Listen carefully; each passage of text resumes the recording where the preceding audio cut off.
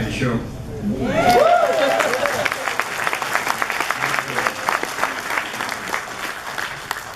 All right, next man coming out is no stranger. I've introduced him several times in the past. He's very talented.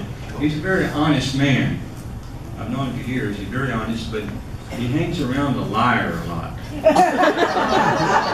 don't understand that. But, y'all heard of the Wheel of Fortune? Where we're fortunate to have a wheeler.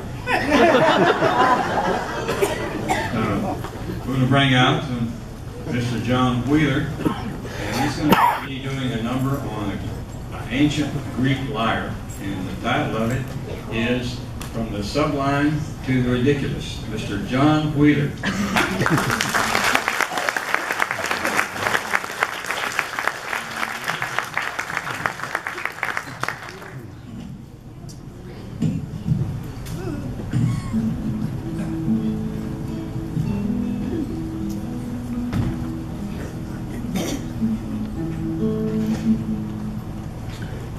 That's close enough for government work.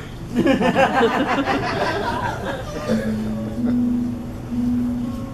going to tell you a little story about this instrument. This is indeed a Greek lyre called the Lyre. I had it made by a master luthier in Spain named Carlos Paniagua. I specified it that it would have 12 strings because, according to Josephus, one of the two instruments that David played, the navel, which was also a skin lyre, had 12 strings. The best research that I can do and find, according to the information I have, indicates that the scale is tuned to, and the pitches are very, very close to what they would have used in biblical times. So this is, we don't know exactly what the navel was like.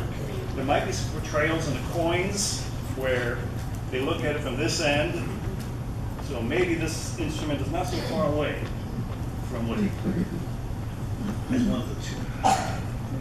And of course it's specially commissioned because I wanted to do a number of things.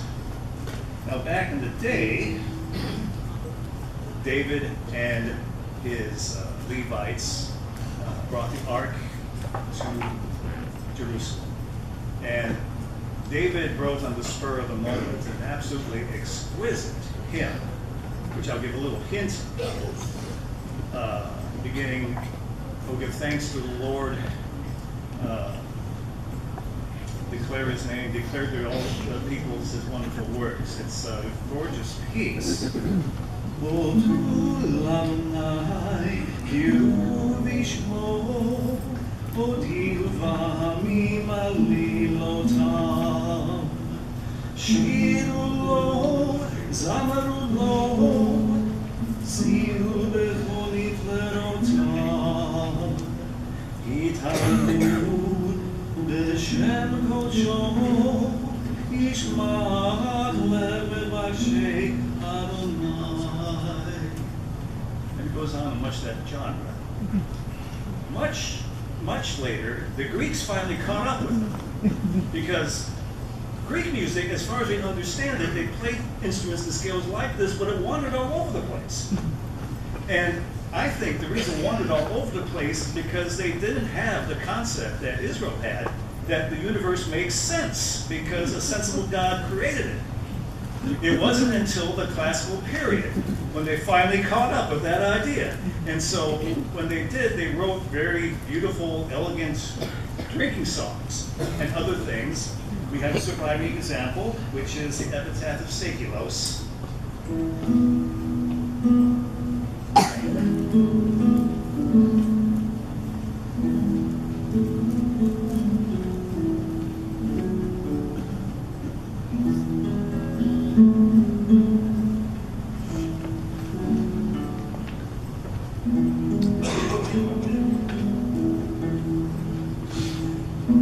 One more time.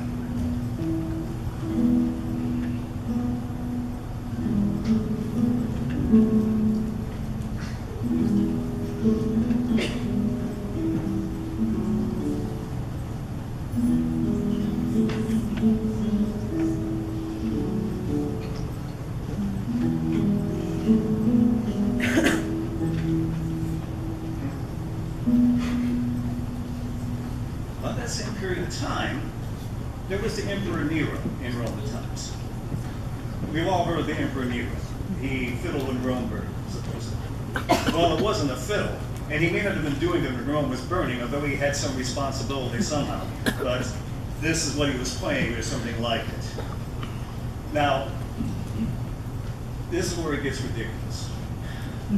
There was a satirist named Mellus Blancus. A few people are getting what I'm saying.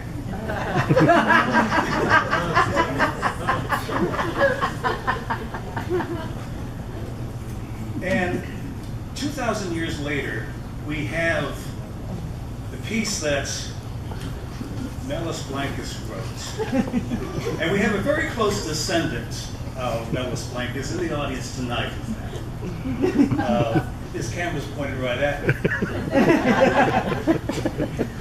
And 2,000 years later, that carried over into English by the hands of Bugs Bunny. And it turned out something like this. Be it ever so crumbly, there's no place like Rome. He was the emperor, and the palace was his home. But he liked to play with matches and fortify her yearn. So he burned Rome to ashes and fiddled while it burned. Thank you.